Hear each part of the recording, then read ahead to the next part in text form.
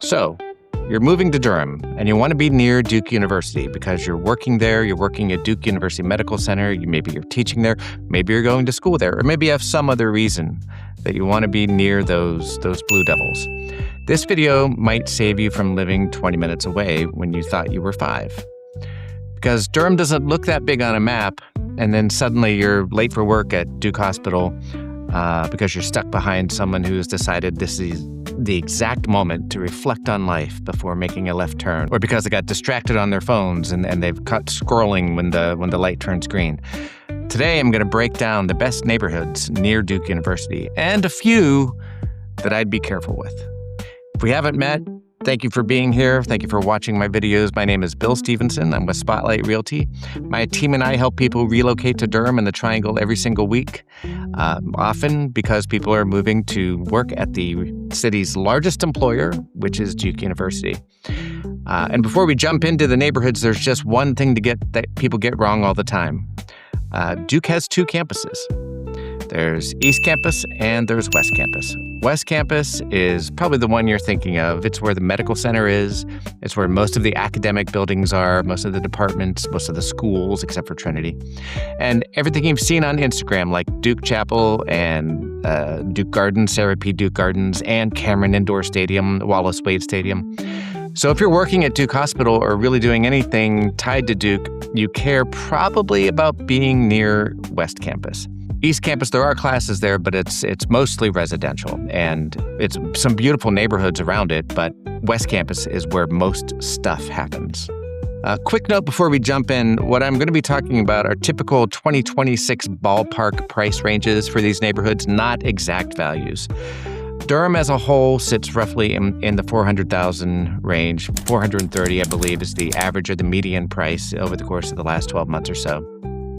But near Duke, generally speaking, they're higher than that. Prices vary a lot depending on walkability, charm, and proximity, but overall, the closer you get to Duke, the higher price you're going to be paying per square foot.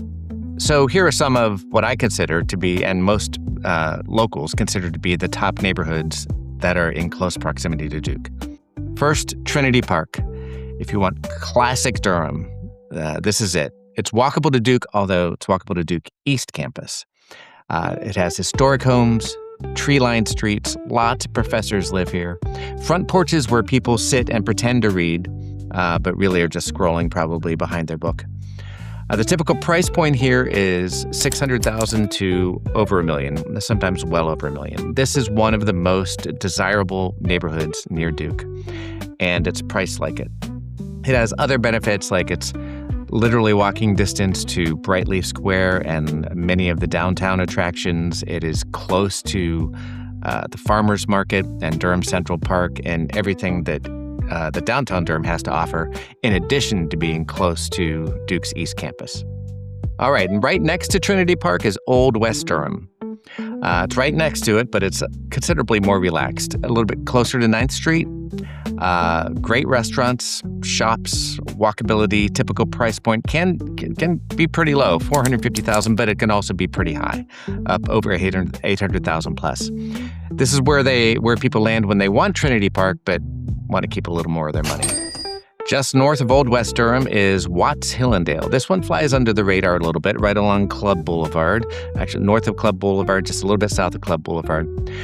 Larger lots, quieter feel, a nice oval park, and sort of just an old school, near downtown neighborhood. Still very close to Duke's East Campus.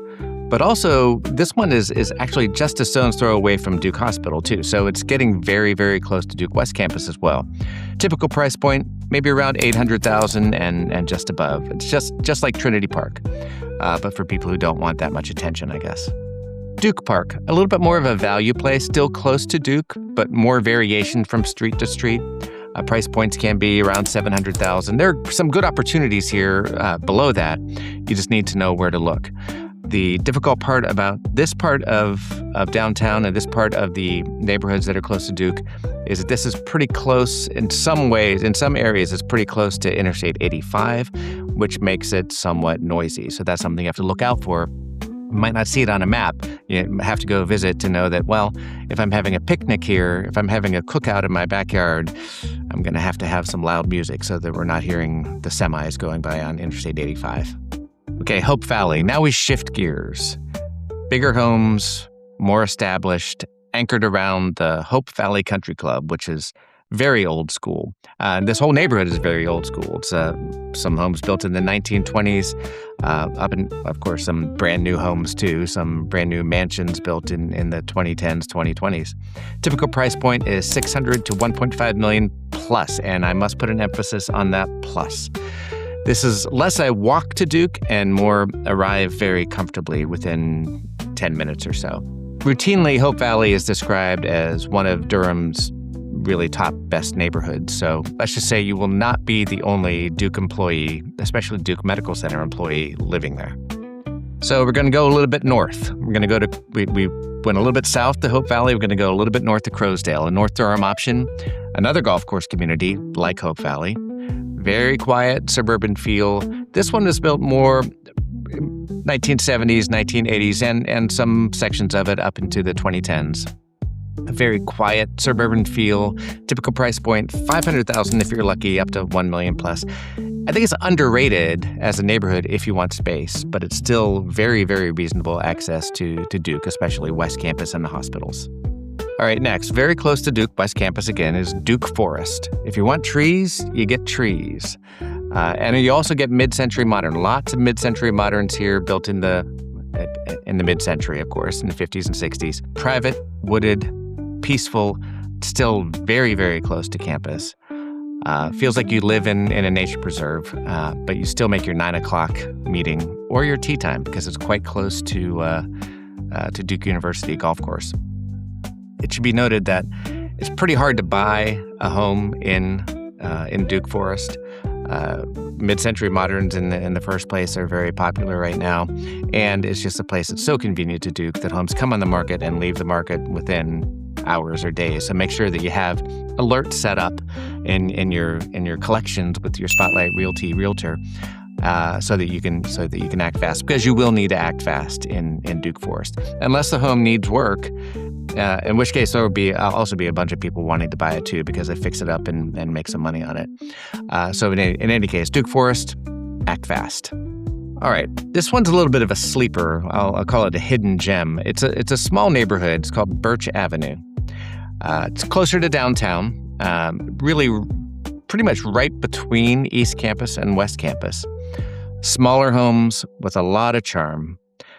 Typical price point is a little bit lower than you would expect for a downtown neighborhood, maybe $650. This is where buyers sneak in before everyone else figures it out.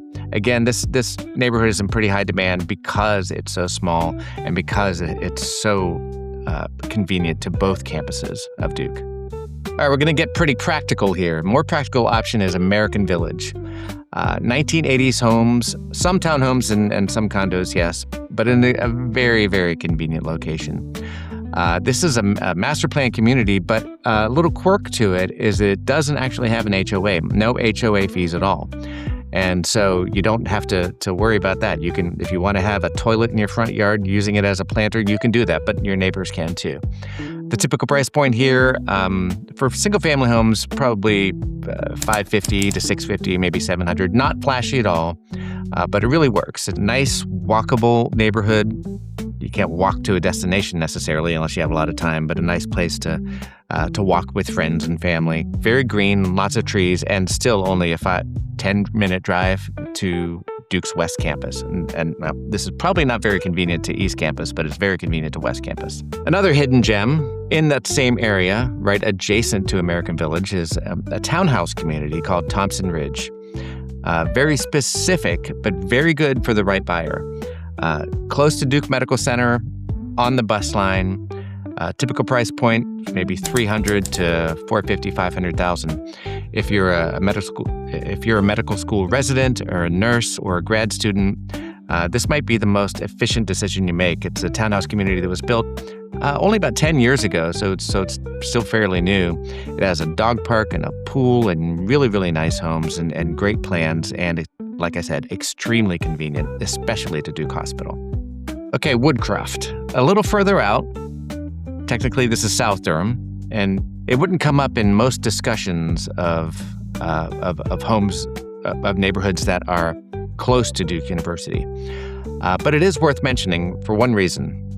I once timed it because a medical school resident, was asking me how long it was going to take them to get to work. And I timed from the Woodcroft, from the entrance to Duke Hospital, and it only took me 7 minutes to get there. Now, it was at the right time of day, but I'll point out that most people in the medical profession are commuting at different times than other people. So they're going at 5 in the morning instead of at 8, 9 in the morning.